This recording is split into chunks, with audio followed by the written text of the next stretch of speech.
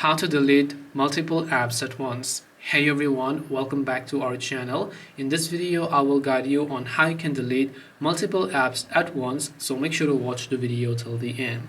Now, especially if you're using an Android phone, deleting one app after another is a hassle, and depending upon the phone that you're using. For example, on my Samsung phone, I can just select it and select multiple apps here and then tap the uninstall button to uninstall all these apps simultaneously.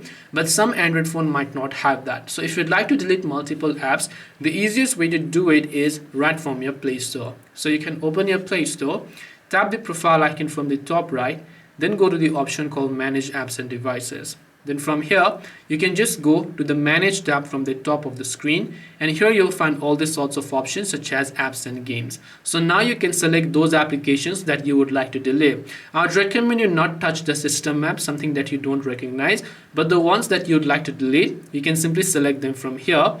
And once you select that, you can tap the trash icon, as you can see from the top right, to delete these multiple apps at once without using any third-party apps or something like that. This way you'll be able to delete multiple apps at once. Hope this video was helpful. If you have got any questions, feel free to leave them down below. Thank you for watching and see you soon in the next video.